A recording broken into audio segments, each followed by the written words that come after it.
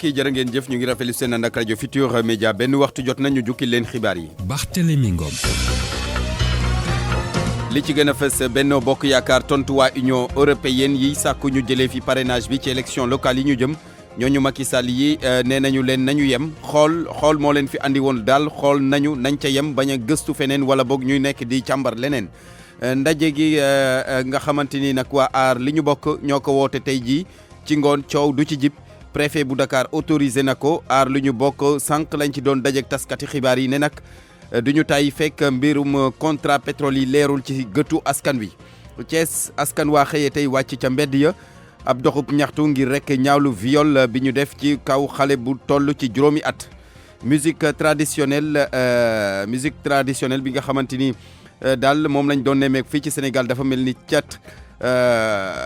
mu ngi ciy bëgg a dugg ndaxte dafa mel ni dañ koy bëgg a fàtte génération yi léegi déglootuñu musique yooyu ñeel aada waalo di dëkkub cosaan nag ne jot na autorité yi wax ci lu ko mooy rek ndonoy maam yi dana nax saay tey ñaar fukki fan ak benn ci weeru juin ci la ñuy màggal bés bu ñu jagleel la musique xibaar yi biti réew Georges Déthié Diop lañ ciy àndal Georges nu ngi lay nuyu. maa ngi lay fay Barthélémy. ay ca ay wa demal. daañu dem ba ca Mauritanie foofee njiitu réew ma Abdel Aziz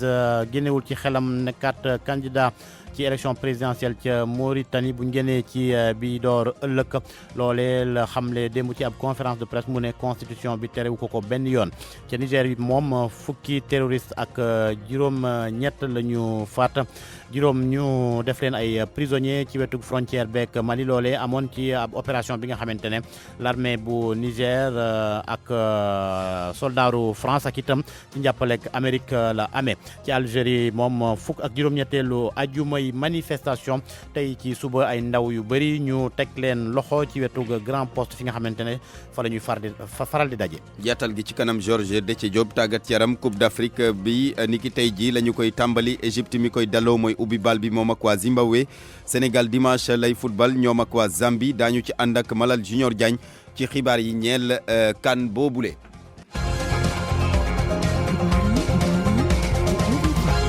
Barthélémy Ngom. Aliou Ba moo fare ci machine yi mbokk yi ñu ngi leen di gërëm rafetlu seen ànd ak rajo Futurs Médias waa Benno Bokk Yaakaar tontu nañu ñi nga xamante ni ñoo di ay observateurs Union européenne newoon fii ci jamono élection présidentielle bi te newoon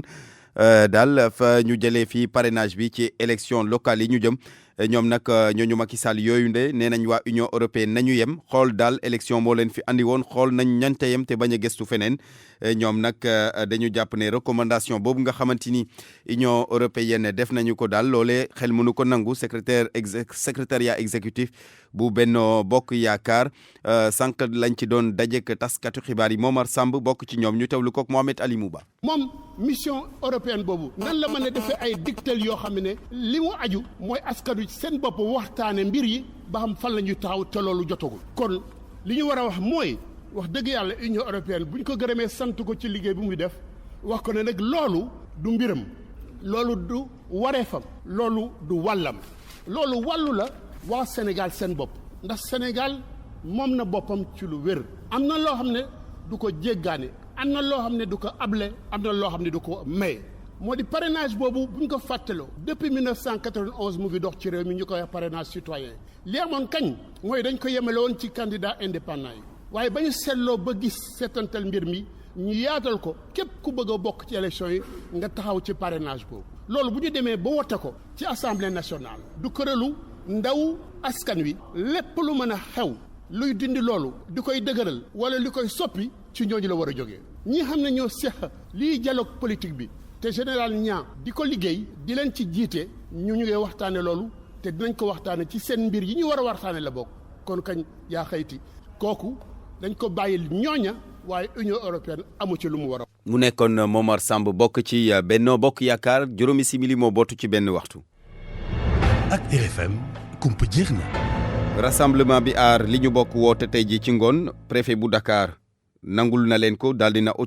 ko autorisé rassemblement bi nag niki tey ji ci ngoon la daañu ko amale ca boulevard général de Gaulle rassemblement bu lee waa aar li ñu bokk sax niki sànq lañ ci doon dajeek taskatu xibaar yi ñu ne nag fekk mbir mi leerul daal du ñu tàyyi ci xeex bi Daouda Gueye kenn ci ñoom ñu teewlu kook Pape Bes Diba. ndaje bi nga xam dañ ko nam pour mën a yëkkati suñu kàddu wax li nga xamante ni moo ñu tax a jóg jëm ci lépp loo xamante ni dafa ëmb yoreenu pétrole bi ak gaz bi ak suñu yeneen ressources naturelles yi pour que nguur gi indi lu ci ay leeral naka lañ koy yoree ndaxte cool yi bari na lool ba nit ñi seen xel bari na ay lënt ndaje moomu noonu dafa nekk loo xamante ni ñun ñoo ko may suñu bopp ci charte ndeyu réew mi muy constitution bi nga xam 2016 lañ ko voté fi mu suñu taxawoon mooy fa lañ taxaw ba léegi mooy càkkutéef googu ñu nga xamante ni dañ koy am jëm ci amal ndaje moom noonu buñ ko d'accordé dañ koy def buñ ko nangul tamit dañ koy def ndaxte du doomu aadama ñun la ñu déggal li ñuy déggal moom mooy yoon te yoon moom mooy li nga xamante ni moom moo nekk ci constitution bi charte ndeyu réew mi léegi le préfet bi ñu doog a amal ni ndaje mi dina am ñun nag ñu ne lu ci mënti am même bu ne woon ndaje mi du am ñun ndaje mi dañ koy amal lépp dinañ ko teg ci yoon waaye yoon li ñu koy teg du bëgg-bëggu diw wala ma sàmba wala ma demba bëgg-bëggu bi nga xamante ñun ñoo ko tëral ci charte ndeyu réew mi constitution bi ci lañ koy wéyal mbir mi di yëf ci kenn lépp ñëpp la te lépp ñëpp nag ñëpp a ko bokk te kon dañu war a ñëw taxaw ñu ñëpp ak fulla ak fayda ku nekk buy ñëw ànd ak njabootam ñu yore ay drapeau Sénégal ñu yëkkati ko pour wax ne jàmm rek a ñu yëkkati waaye jàmm jooju kat dafa laxasoo ak fulla ak fayda goo xamante ni dañ koy wane ci ne li nga xam mooy suñu càkkutéef jëm ci pétrole bi ak gaz bi ni ñu ko yoree dañ ko leeral contrat yi nga xamante ni pas yi nga xamante ni nguur gi da kaa pas ak ñeneen ñoo xamante ni dañu jëm ci wàllu yoreenu pétrole bi lépp leer. mu nekkoon Daouda Gueye bokk ci plateforme aar li ñu bokk mi woote ab ndaje ni ki tey ji ci ngoon ngir rek contrat pétrole yi mën a leer ci gëttu askan wi ndaje googule daañu ko amale ca boulevard général de Gaulle ci jamono jooju nag ba léegi audition yi ñu ngi wéy ca division des investigations criminelles ñeel mbirum Petro-Tim Alioune Sall boobule tey jii nag ki nga xamante ni moo di Birahim Seck coordinateur forum civil war na dem wuyu ji enquêteur yu division des investigations criminelles Ousmane Sonko démb la ci doon dajeek taskati xibaar yi ci mbëri moomule turam ñëwaat na tey moom Ousmane Sonko di inspecteur te ñu dàqoon ko ci fan yi ci ñu dàqoon ko ci fonction boobule bokk na ci ordre des experts yi nga xamante ni ñoo doon prêter serment maanaam waat ni ki sànq ca cour d'appel bu Dakar waaye moom jiital Pastef nee na daal bu ñu ko boycotté du doon lu ko bett ndax ay position politique am Papa Balla Gueye mu nekk jamono yi expert fiscal Ousmane Sonko moom li mu fas yéene def mooy liggéey ngir askan wi lee comme dafa am lu ko encadré ay charte muy loi bi ñuy wax code général des impôts suñu bàyyi woon citoyens yi ak administration rek day métti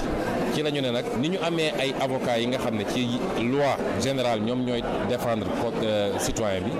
noonu la ñu bëggee ci domaine yu mel nii mu am ay nit yoo xam ne seen xam-xam màcc na ci yoon may leen ñu mën a accompagner wu ñu mën a gunge citoyen contribuable yi gannaaw bu ñu prêter serment loolu liggéey bu am solo la. moomee sax mi nga xamante ne moom moo nekk njiital parti Pastef parti opposition muy xamle ne moom nag daanaka amul lenn lu muy tiit su fekkee ne dénkuñu ko yenn dossiers yoo xamante ne nguurug Sénégal moom moo koy liggéey. defe naa expert sax mënul am lu mu gagné ak état expert li mu mën a gagné dëgg ci dossier privé yi muy liggéey la muy fii ci biir réew muy bitim réew parce que te am nañu sañ-sañ te ñu ngi koy def liggéey yeneen réew expert bi fi mu yaakaaree mën faa am dëgg mooy contribuable yi muy commerçant bi am dossier bañ impôt lor ko daf la ñu gën a yaakaare fooy fortaatoo lu dul di xaar état bi jox la dossier. moom mi nga xamante ne nekkoon na fi jëwriñ ci temps wu Abdoulaye Wade muy Cheikh Sadibou Fall muy bokk ci experts yi lay moom nag muy xamle ne lépp dañ ko nar a def ci mbirum éthique ak déontologie comme na nga xamante ne noonu la ko liggéey bi laajee. waat dafa nekk lu rëy parce que da ngay waat ci say kanamu nawle mais waat surtout ci kanamu yàlla ni lépp lu nga xam ne bii def na dénk nañ la ko comme liggéey di nga ko def ni mu waree di nga ko def ci li nga xam ne bii noonu la ko yoon bëgg. ñu toll ci 26 ci ay experts yu bees yoo xamante ne ñoom ñoo daal di waat ci kanamu cour d'appel bi jamono ji nag ñoom bokk nañu ci corps bi ñu naan ordre national des experts du Sénégal. Papa Balla Gueye doon naa leen ko junj ci bopp xibaar yi Thiès askan waa xëy wàcc ca mbedd yàlla ñuy ñaawlu mu di viol bi ñu def ci ab xale bu toll ci juróomi at rek loolee mu ngi xewee ca Mbour 1 fan yi weesu ñoom nag seen doxub ñaxtu boobu moo yóbbee na leen ca préfecture ba ñu yeggee jox nañu préfet ba ab mémorandum Cheikh Anta Diop. ñii di waa Kajoor Jànkin ànd ak tout tànk yi nga xamante ni jóge nañ ci quartier yu nekk ci diwaanu Thiès doon dox ci mbeddi Thiès yi xale yi fësal nañ seen naqar nee nañ jamono yi li ñuy nemmeeku ci Thiès doy na waar lool ay tout tànk ñu leen di sàkku bay àgg seen kaw. La dernière, monsieur le préfet, c'est cette fillette de 5 ans abusée sexuellement ce dimanche 6 juin 2019. Préfet bi ci mujj ma mooy bërki Demba Ndiaye xale bu jigéen bu am juróomi at magam jëmm àgg ci kawam sàkku ko muy lu doy waar fi ci diwaanu Thiès ñu ngi leen di ñaan nag yéen kilifa yi ngeen jël ci pexe ndaxte mbir mi lu ëpp tuuru. Nous interpellons les autorités à prendre des mesures dissuasives. te it ñi nga xamante ñoom ñooy kuréel yi wala ñi nekk ci quartier yi war nañoo wéyal bu baax xeex bi ngir ñaaw teef yooyu mën a wàññiku fii ci diwaanu Thiès ak ci réew mi. En évitant tous les acteurs pour un monde digne des enfants. Adjointe au préfet bu Thiès di Tigida Wage rafetlu lool doxam ñaxtu bi nga xamante ne xale yi amal nañu ko te nee na war nañoo béral ab programme boo xamante ni dinañ taxawu lépp loo xamante ne dañu war a aar xale yi. aar xale loolu dafa intrinsèque ci rôle lu état te ñun incha allah dañ ko continuer def ay nit ñu mel ni waa Kajoor Jànkin ñi si ëpp ñoom ñooy abattre le gros du kii xanaa di leen gërëm rek na ngeen inspiré yeneen organisation yu nekk si biir Sénégal mel ni yéen bu ñu bëri si dëkk bi rek yenn ñaawtee fi du fi am parce que yéen déjà en amont yéen a ngi aar xale yi. dox bi nag ñi nga ko doore ci promenade des Thiessois xale yi nag jaar nañu ci mbeddi Thiès yi jubali fii nga xamante ne moom mooy préfecture bu Thiès jox nañu sax ak bataaxal kii di adjointe au préfet bu diwaanu Thiès tënk ci lépp loo xamante ne seen mbébét la. RFM Thiès Cheikh Anta Diop. Cheikh Anta Diop jërëjëf beneen ab manifester ni ki tey ji ci suba di bu waa étudiants yi nga xamante ni ñoom noo nekk ci université virtuelle bu Mbour sànq la ñu doon amal seen doxub ñaxtu googule ñu ne seen bourse yi ñu gisul boobaak léegi daal la ñuy laaj ñu fay leen ko nu mu gën a gaawee Rokhaya Ba kenn ci ñoom ci micro Abdourahmane Diallo. ñàkk manque de considération bi nga xam ne ni moom la état wane si université virtuelle du Sénégal. Je pense que tey état bu jëloon méngale ñu ak yeneen université classique yi ay ñoom Cheikh Anta Diop Gaston Berger lii yëpp du am waaye mënuñoo wax ni dañuy jàng université lañ te même sa localité bi nga dëkk sax kenn reconnaître la jéemuñoo lijjanti yow ci lan ngay nekk say condition de vie lan ngeen ni jànkoontreel ci seeni ay études loolu bokk na ci li nga xam ne ni moo tax ñuy ñaxtu. Voilà ak problème yi nga xam ne moom la ñuy wax problème de connectivité. C'est-à-dire université virtuelle ku ko xam-xam ne ci wàllum numérique rek lay yëngu wàllum connexion ak technologie ni mu développé léegi suñu dëkk bi loolu moo tax ñu mettre en place université virtuelle pour nit ñi seen xam-xam gën a màcc ci wàllum numérique ci wàllum li nga xam ne ni lépp luy ordinateur voilà téléphone portable pour ñu di ci jàngee te loolu mënuñu jàng ci anam yooyu sans pour autant ñu am connexion loolu benn la ci lu bari am na tamit problème mu bourse nga xam ne chaque année dañu war di am ay bourse les fins du mois mais da ngay toog sax 1 an doo percevoir sa bourse doo ko jot ñu di la dawloo aussi tamit say outil de travail matériel yi nga xam ne nii moom nga war a jàngee moom nga war a jëfandikoo mu permettre la nga def say évaluation sa ay examen pour mën a jàll sa année voilà matériel yooyu noonu ba tey tamit am na ñoo ci xam ne jotaguñu seen matériel pour jàng du fait mënuñoo def seeni ay évaluation examen wax. mu nekkoon Rokhaya Ba bokk ci étudiant université virtuelle bu Mbour nga xamante ni tey la ñu xëyee ab doxub ñaxtu lii nag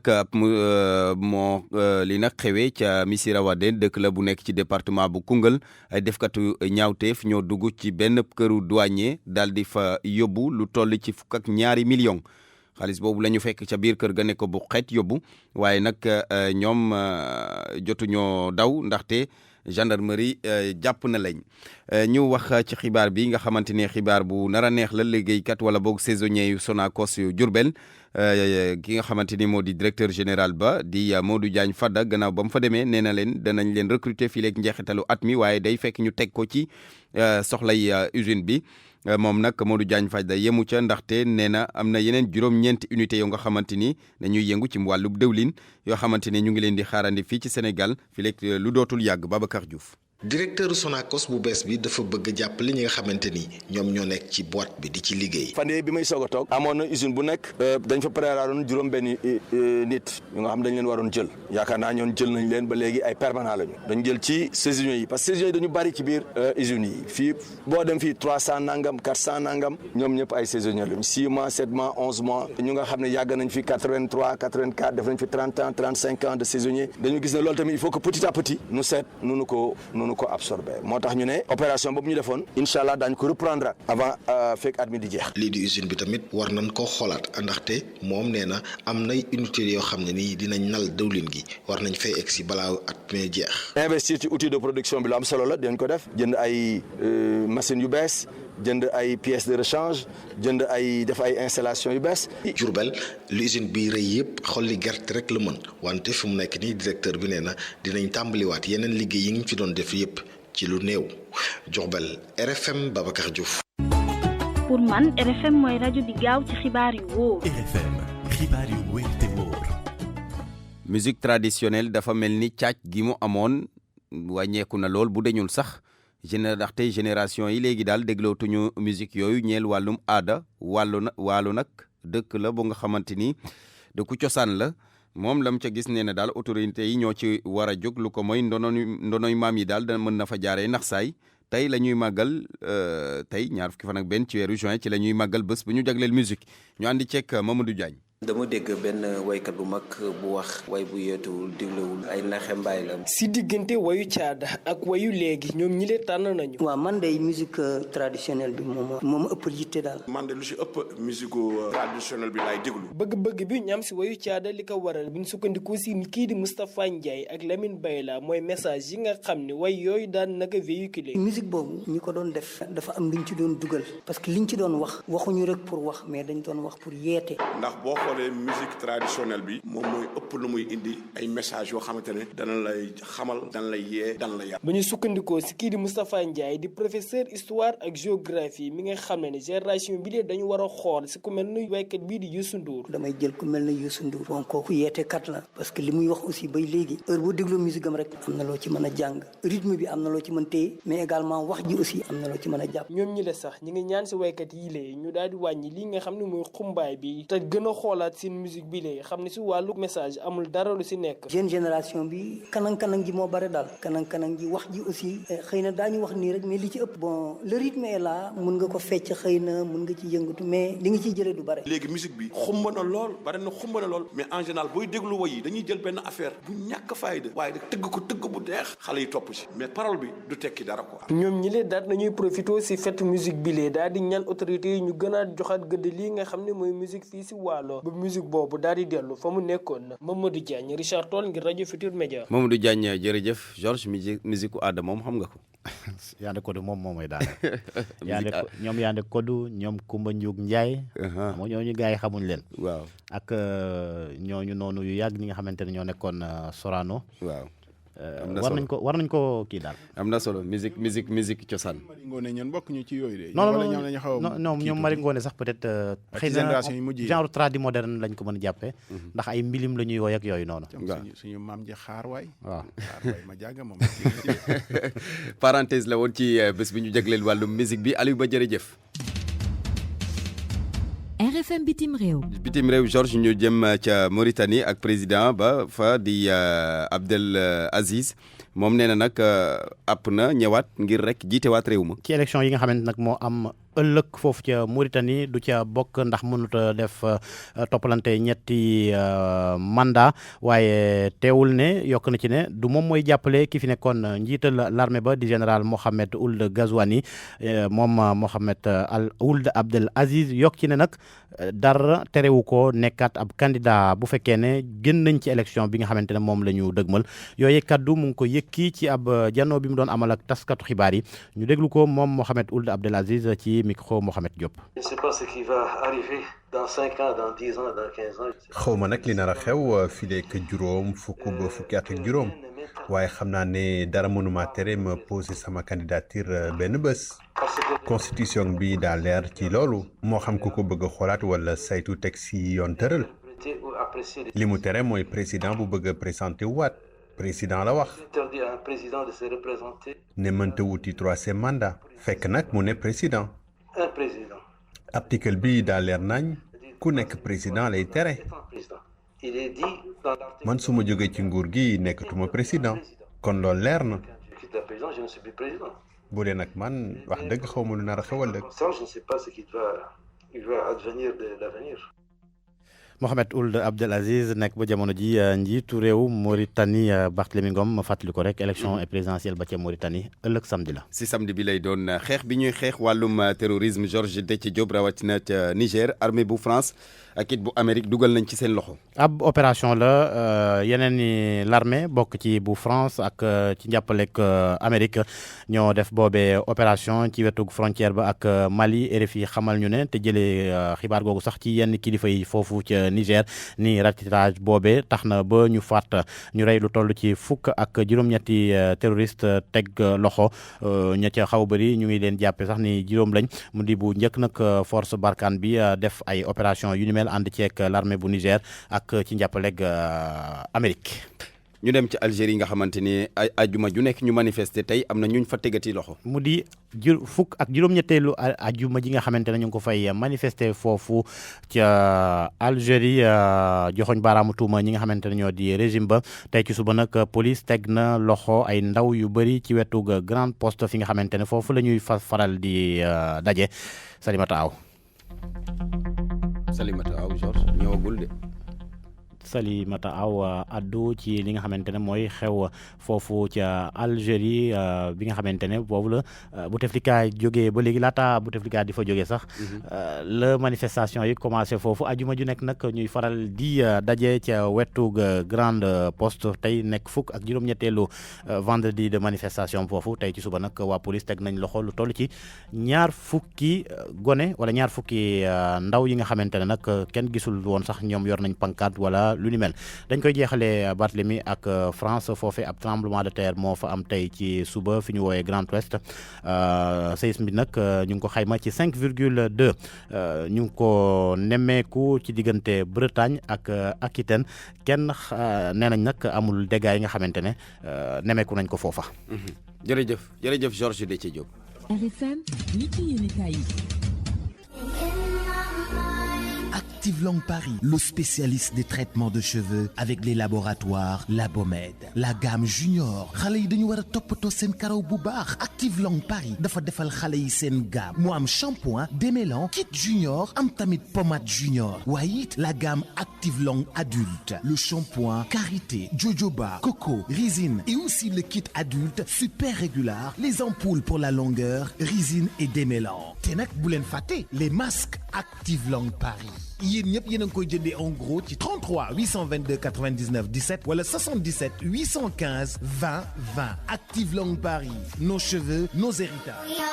Active Long Paris moo leen di may seen revue de presse. bés bu dellu si moo neex Jumia mooy fêté 7e anniversaire am li ko dalee 24 juin ba le 7 juillet ay rabais yu amul fenn jusqu'à 80% ak garantie. téléviseur LED 32 pouces Nasco ak Starsat à 65 900 francs mësul am ci Sénégal. Samsung A10 64 900. Infinix Hot 7 Pro à 68 400. Apple AirPods 2 original bi laa leen di wax ak garantie à 99 900 francs. Cuisinière inox à partir de 67 900. Ordinateur portable Lenovo Dual Core à 144 900. Ventilateur à 7 600 francs. donc ak yeneen i xewal ci marque yi ngeen taamu Binaton, Infinix, Samsung, Starsat. téléchargé leen application bi mbaa ngeen commandé ci jumia.sn wala woote ci 33 869 37 37. Jumia dina livrer Dakar, Thiès, Mbour, Kaolack, Saint-Louis, Touba, Ziguinchor ak Tambacounda. bi anniversaire moom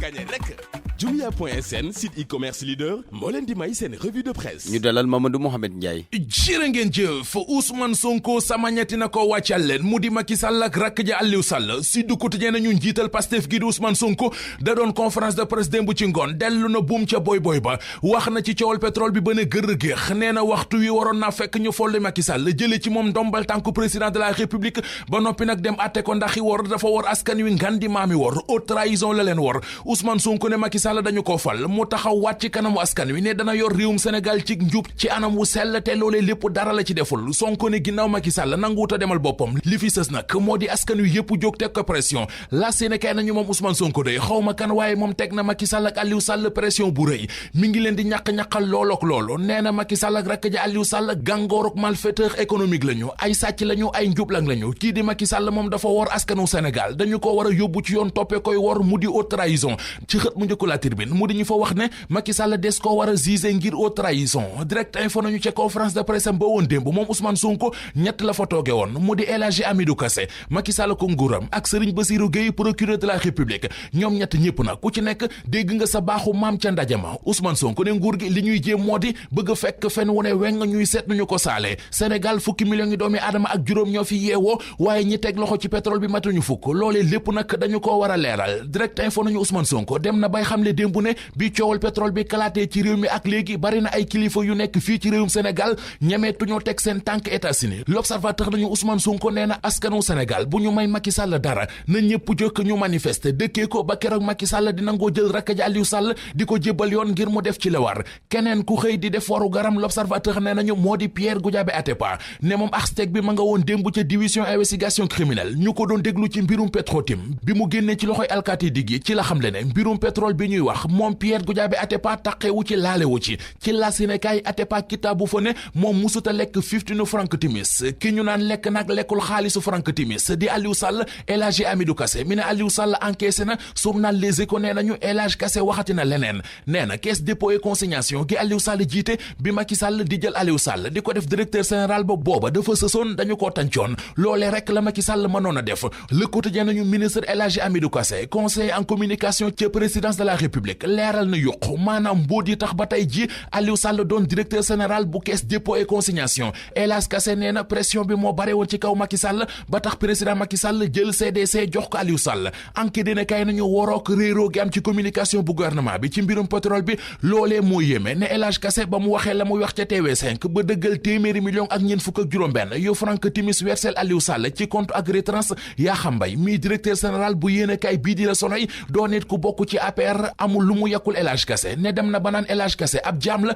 jëfi jaam dëgg la def li mu def dañ ko sant waaye na xam ne jam na Aliou Sall paaka ginnaaw Abdoulaye Cissé dib chroniqueur ne waa enquête yéene kay El Hadji Kassé tojaanga wu mu wax rek Yakham Mbaye wax na wu ni toll Pape Mawo Diouf di coordonnateur cellule communication bu Benno Bokk Yaakaar ni ñu ci Le Quotidien ak lu mën di xew daal ñun duñu nangu ñuy pamte El Hadji Kassé ndax El Hadji Kassé ku baax la te ku gore la Ousmane Sonko ne ko ca wet ga ay fen boo ci jëndee pàkk noo koy tabaxee moo lay të moom Ousmane Sonko ci weneen wàll L'Observateur mi ngi ñuy xamal ne ginnaaw bi ñu ko rajee dàq ko ci fonction publique dafay dellu si waat Sonko revient aux affaires bokk na ci kuréel gii di ordre national des experts du Sénégal tey ji ci la war a prêter serment ci kanamu cour d'appel bu tribunalum Dakar tey la coupe d'Afrique bi di tàmbali ci Égypte record yi ne kay xëyi xibaar bi ci xëtamu njëkk ne ñu c'est parti Égypte mi dalal kan bi mooy ubbi yëfi diggam ak Zimbabwe Les Échos nañu gayndee Sénégal yi waaj nañu ba jekk daas fanaanal ngir soobu ci coupe d'Afrique bi boole koog nag xel mu dal président fédération Sénégal bu football di maître Augustin Senghor Les Échos nañu moom coupe bi rek lay gis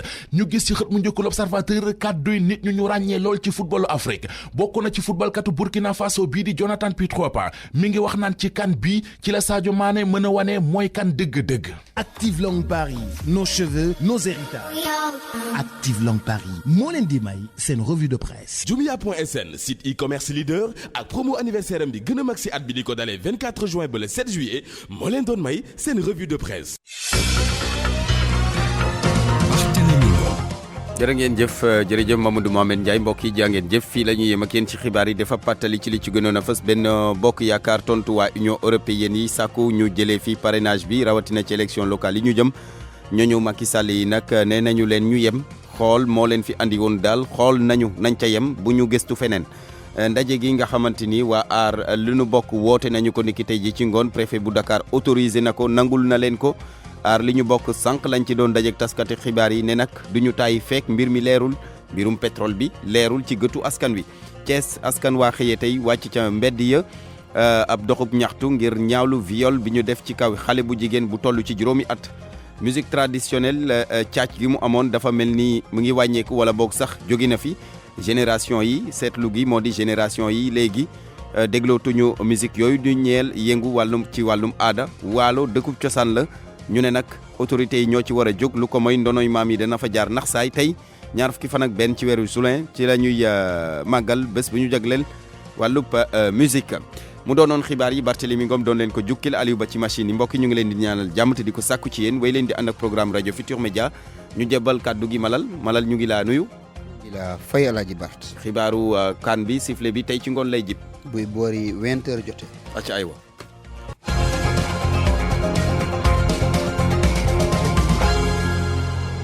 552 joueurs, 24 sélections, une pléthore de stars, le trophée suprême en jeu.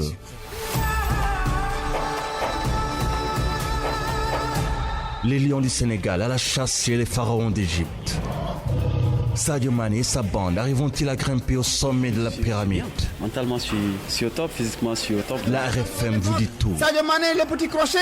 dans sa déparation, Sadio Mané. Tous les matchs en direct et en intégralité. Les échos de l'Égypte avec nos envoyés spéciaux. Chartidiane Gagne, Le Caire, pour la Radio Futur Média. Les réactions, reportages, analyses dans le journal de la CAN. Après nos éditions de 12h et 13h. Revient en Égypte 13 ans après. C'est aussi retour sur les lieux de la Renaissance. La CAN sur la RFM, c'est comme à la télé.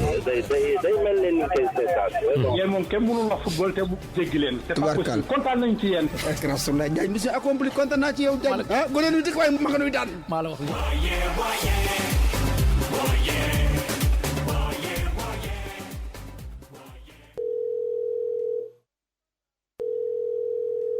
mais boy sànq ba léegi maa ngi lay xaar ana li nga ma waroon yónnee WhatsApp boy instant yi dama amul connexion teg si 50 francs képp mooy sama capital chii amuma connexion xewi na ñàkk connexion laa la ne Tigo jëlee na ko fii 50 francs yooyu nga yor le Tigo indi non boy comprendre ma la wax connecté fu la neex saa su la neexee le Tigo indi ak forfait internet 15 mégaoctets si 50 francs dong xanaa lii mooy connexion pour ñëpp non boy da nga dégg nag lii la Tigo wax connexion pour ñëpp tapel dièse 155 dièse ngir yeneen ni forfait internet yu Tigo yi Tigo. Tigo moo leen di may journal de la CAN.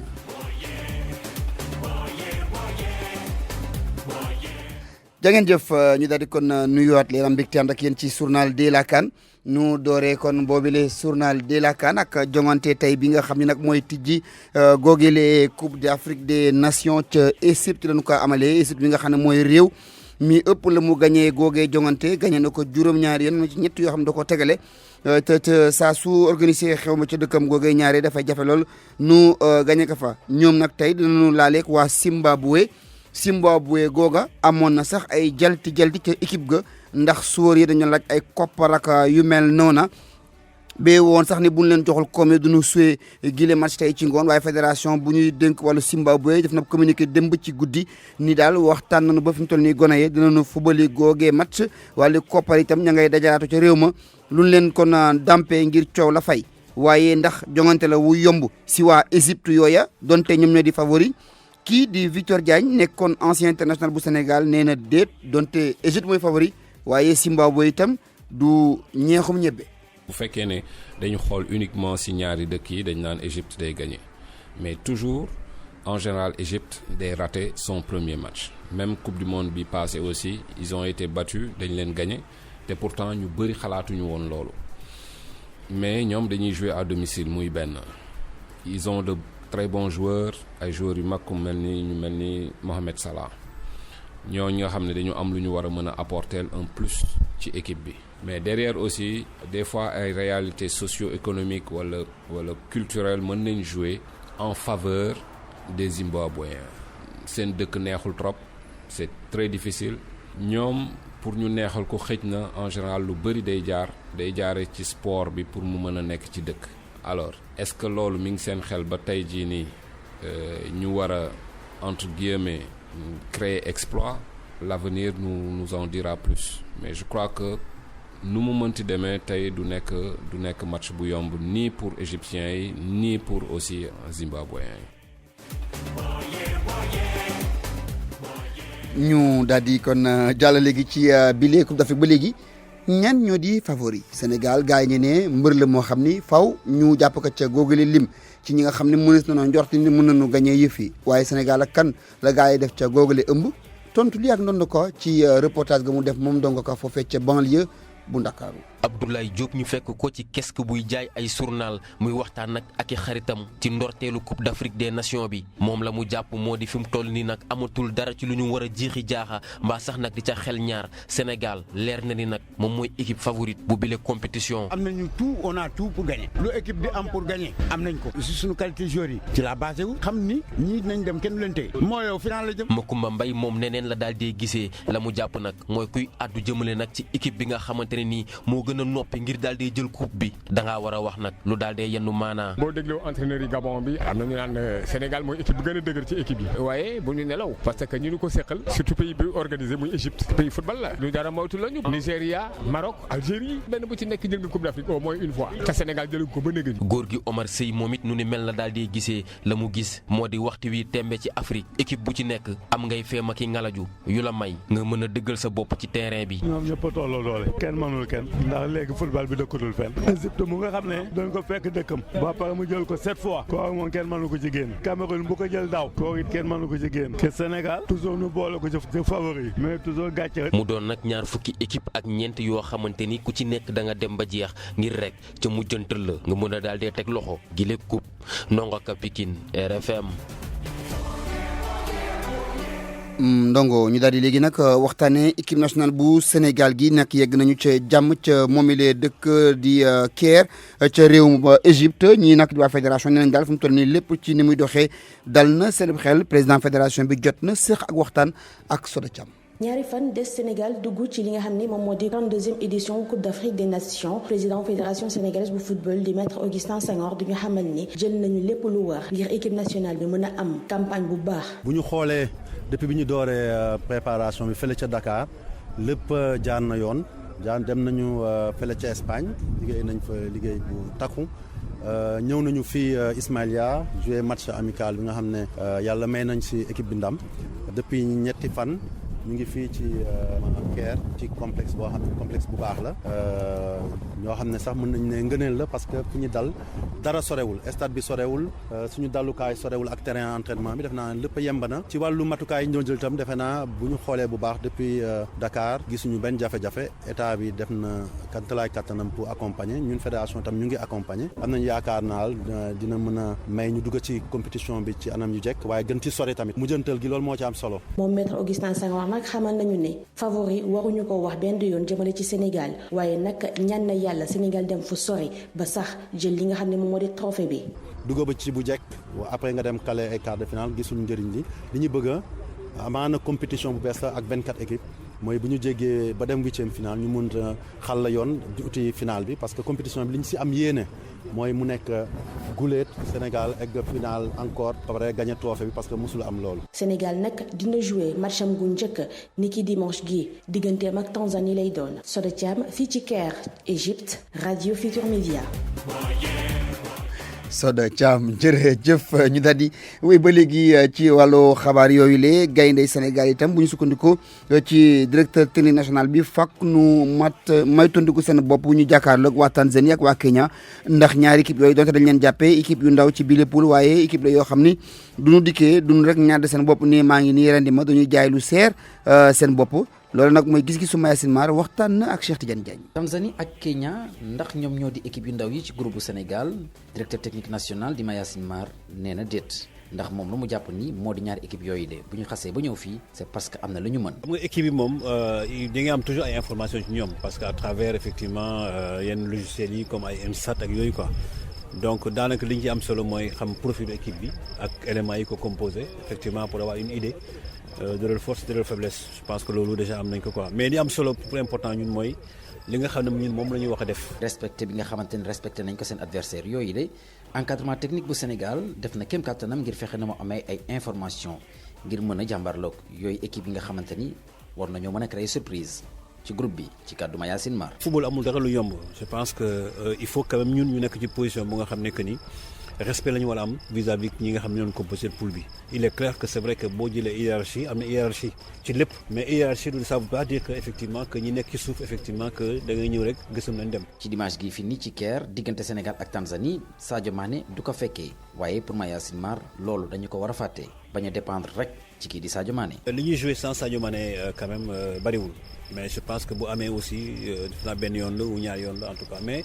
encore une fois c'est une équipe mais parce que ku ci nekk aussi am nga lu gëdd boo am ci équipe mais am naa yaakaar ni effectivement que ni ñi fi des également aussi quand même capable nañu porter effectivement le flambeau là sans Sadio Mané. Sénégal nag lu leer te leer moo di ñi nga xam te ne ñoo di spécialistes yi jël nañ ko daf ko favori ci gile Coupe d'Afrique des Nations ba tax na seen tàmmale seen diggante ak Tanzanie ni ki dimanche gi foofu rek ñu mën cee am résultat ngir bu ko daal defee daal di jox dëgg yooyu les spécialistes yi nga xam te ni gis nañu ni Sénégal bokk na si ñu ñuy lim ngir mën a jël Coupe d'Afrique bi. Cheikh Tidiane Diagne fii nii ci Caire pour la radio Futur Média.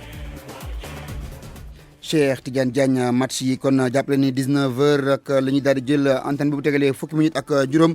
ngir nag amal waxtaan bu yaatu ci groupe bi waxtaan itam li nga xam ne moo di équipe yi nekk ci Coupe d'Afrique bi waxtaanee Sénégal ak yëf yi na mën a tëddee laataa ñu leen di dégtal nag match bi à partir de 20h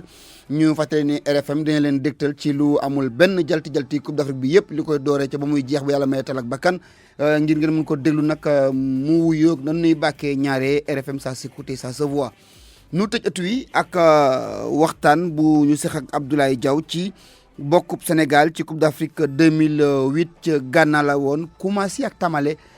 fàttaliku bi am na ci tuuti lu ci ñagas Abdoulaye. kon kan bi dafa dellu si Ghana ci réew mu nga xamee ne yàgg na ànd ak football bi yàgg na dégg wiw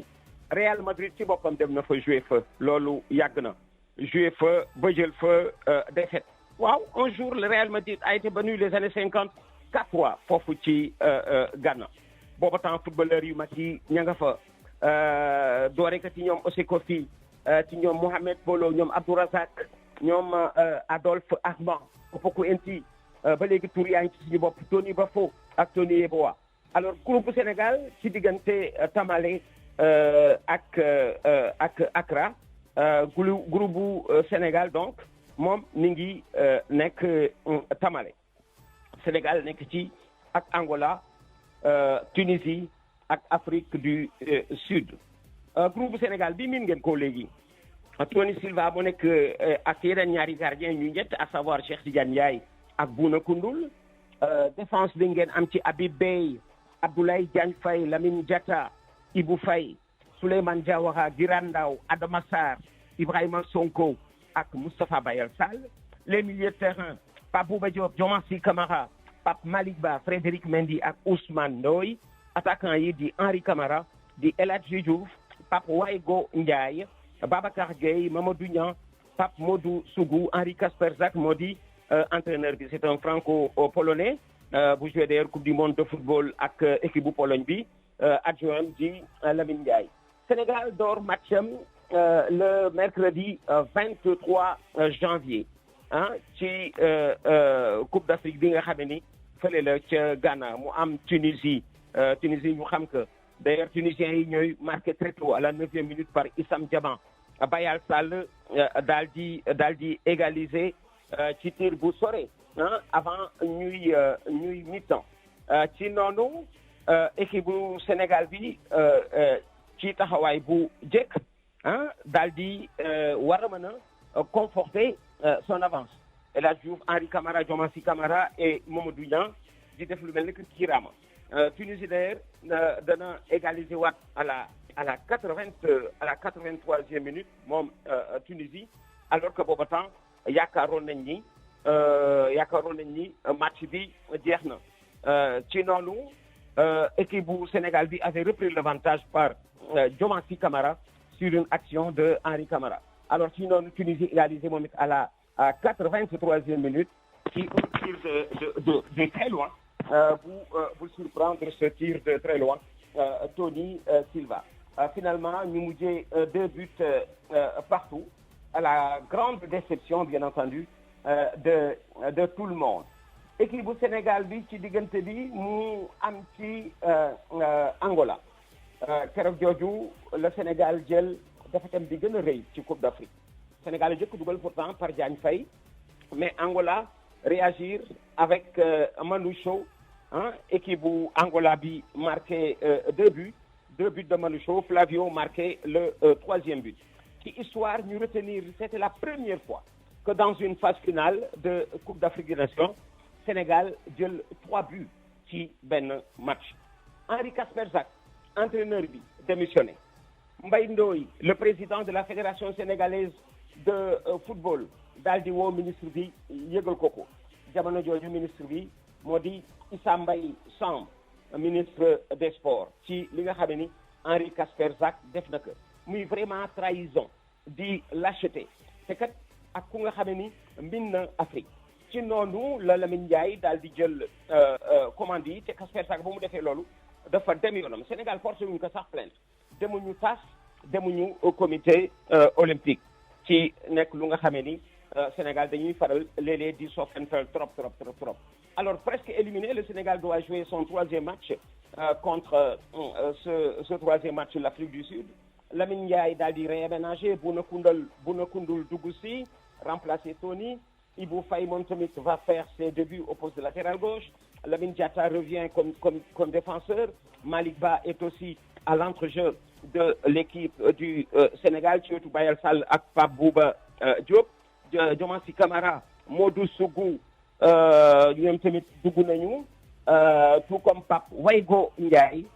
qui va entrer à son tour à la place de Mamadou Niang. Le Sénégal d'ailleurs va se tirer d'affaire avec un nul après avoir été mené au score. Henri Camara encore xeete li ñu daal di égaliser. Henri Camara mi nga xam ni boobu ba léegi mi ngi wane boppam ci équipe nationale bu Sénégal depuis 2000 depuis 2000 mu daal di ci tegle juróomi coupe d'Afrique moom des nations Henri Camara mi ngi tey ji ci juróomi coupe d'Afrique 2000 2002 2004 2006 2008 xam nga lii moo def de Henri le footballeur sénégalais le plus capé moom mi nga xam ni dañ koy sagoo di ko tiitaroo pour ses grosses performances. Henri Camara 5 coupes d'Afrique aujourd'hui 98 ou 99 sélections et une trentaine de buts en équipe nationale. dugg na ci nekk bu nga xam ne surtout ci coupe d'Afrique bi la jaar ak équipe nationale du Sénégal moom Henri Camara footballu Sénégal dootu ko fàtte. kon CAN 2008 bi dafa nekk l'une des CAN les plus catastrophiques. Sénégal def ci ñaari nul ak benn défaite jël pour la première fois en phase finale de CAN 3 buts ci benn match mooy bi ñu Angola di gagné 3 buts à 1 ak nag scandale yi nga xam ni jot na am foofu ca diggante Tamale ak Accra. jaajëf kon loolu mooy tëj xabaaru journal de la CAN. Rendez-vous donc 19h15 incha allah pour la prise d'antenne pour ñu dégtal leen nag match bu njëkk bi 20h waaye dina am waxtaan boo xam ne dinañu ko seq ak sunu correspondant yi nekk sunu envoyé spéciaux yi nekk ca rëkk ba di Égypte Soda Thiam des suñu ko woo des di woo itam Cheikh Tidiane Diagne waaye itam des di woo ci studio bi Momar Thioune ci njàngatam yu leer te xarañ incha allahu rabbi waaye itam suñu techniciens yi dinañu ko jekk-jekkal ba mu yemb ngeen mën ko dellu mu mel ni yéen a ngi jàkkaarloo seen télévision. kon CAN bi bis ni tey lay tàmbali bu ñu demee juma ba noppi ñaanalante ñaanal réew mi añ ba noppi teg ataaya zëm ba mu très bien ndaa ji dikk nag jàkkaarloo defante yu baax majj gi tàmbali waaye balaa majj gi nu jox jekk musóor tubarkalla Ami Ndaw mu daal di jukki yëgle yi tubarkalla musóor yi léeg-léeg yi bleu yi ay yu mboqale ne yu xonq tubarkalla gone yi daal li xëy dañoo fashion ma nga noonu maa ngay dem ba si kanam